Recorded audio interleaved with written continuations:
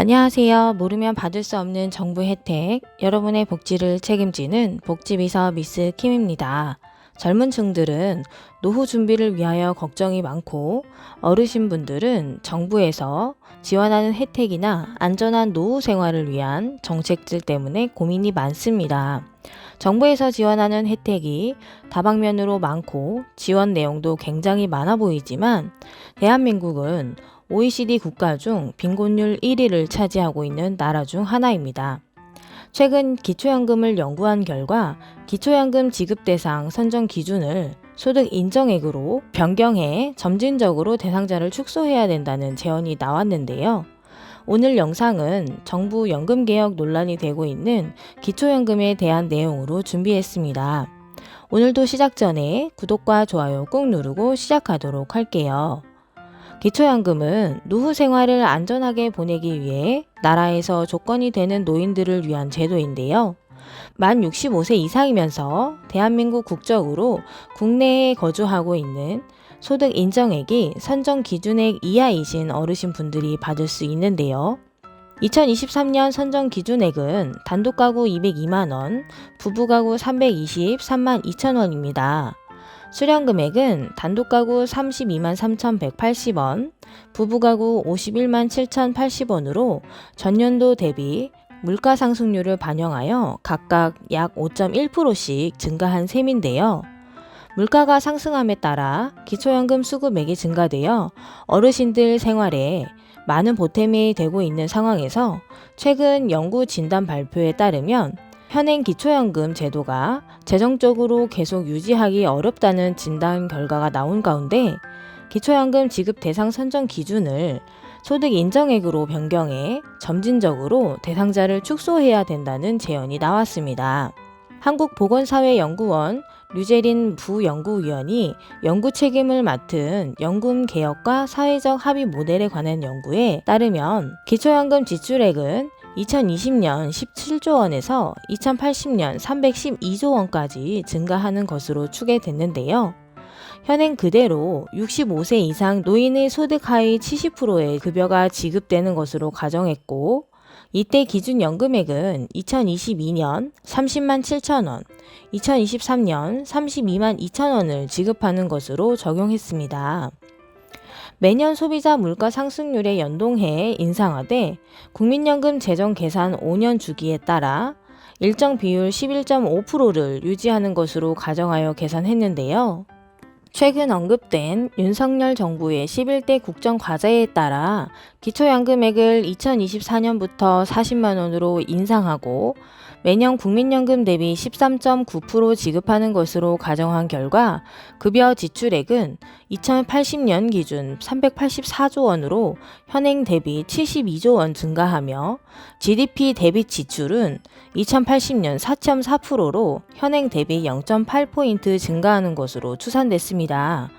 이에 재정적 지속 가능성 문제를 고려하면 노인의 70%를 대상으로 하는 현행 기초연금을 계속 유지하기는 어려울 것이라는 게 당연하고 소득 하위 70% 노인들에게 일괄 지급하는 기초연금 수급 대상자 선정 기준을 일정 소득 기준으로 변경해야 한다는 의견입니다. 기초연금 산정에 필요한 소득 인정액의 경우 소득 평가액과 재산의 소득 환산액 그리고 부채를 모두 합한 값으로 기초연금 소득 인정액이 결정되는데요. 계산 시 가장 큰 비중을 차지하는 일반 재산, 부동산과 차량 등의 합계에서 기본적으로 공제해주는 재산 공제액이 지역별로 차등 적용되어 왔습니다.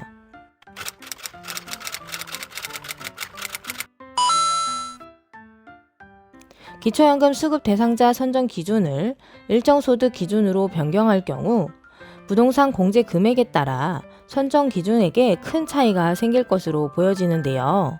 지역별 기본 재산의 공제액은 대도시의 경우 1억 3,500만원, 중소도시 8,500만원, 농어촌의 경우 7,250만원으로 구분되어 있습니다.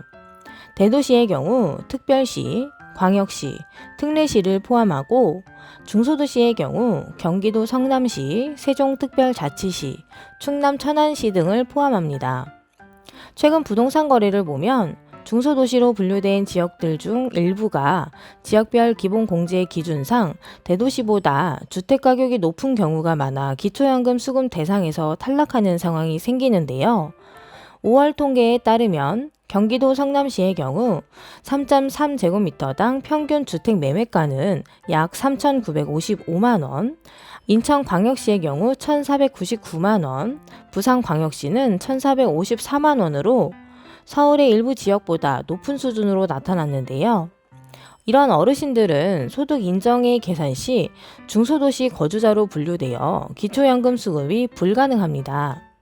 계산해보면 7억 원의 아파트를 보유할 시 대도시에 거주하는 어르신분들은 기본 공제 1억 3,500만 원을 차감하고 5억 6,500만 원에서 소득 환산율 4%를 곱한 후 다시 12개월로 나눠주면 소득 인정액 188만 3천 원으로 2023년 단독가구 선정 기준 202만 원 이하이므로 기초연금 수급이 가능합니다.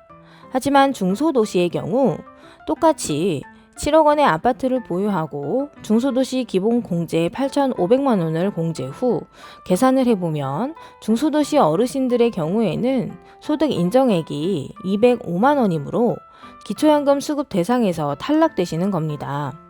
이에 보건복지부에서는 지역 간의 형평성을 고려해 현재의 소득 환산 방식의 적절성을 따져 재추진할 방침이라고 합니다. 뿐만 아니라 지난 몇 년간 집값은 크게 올랐지만 바뀌지 않고 있는 공제액을 상향하는 방향도 검토하여 현실에 맞게 추진한다는 방침입니다. 이렇게 연금정책 방안들이 나오고 있는 시점에 어르신들께서 주의하셔야 될 점들이 있는데요. 많은 어르신분들이 집을 소유하고 있으면 연금에서 탈락되거나 많이 감액된다고 생각하시는데요. 그래서 집을 팔고 전세로 들어가시거나 지방으로 가시는 어르신분들 굉장히 많습니다. 말씀드렸다시피 집을 보유할 시에는 지역별 공제액이 크기 때문에 공시가에서 지역별 기본 재산액을 공제하여 계산하지만 전세의 경우는 공시가가 적용되는 것이 아니고 순전세금으로 적용되며 전세보증금의 기본 공제의 5%만을 공제하기 때문에 아파트 소유한 사람보다 재산 산정액이 클 수밖에 없기 때문에 기초연금 소득 인정액 산정 시에 불리하게 적용될 수밖에 없습니다. 오늘은 계속 나오고 있는 연금 방안들 중 기초연금 지급 대상 선정 기준을 소득 인정액으로 변경해 점진적으로 대상자를 축소해야 된다는 내용 말씀드렸는데요. 여러 방안들을 검토하고 연구하여 어르신분들에게 좋은 연금들이 마련되었으면 좋겠습니다. 이상 복지비서 미스 킴이었습니다. 감사합니다.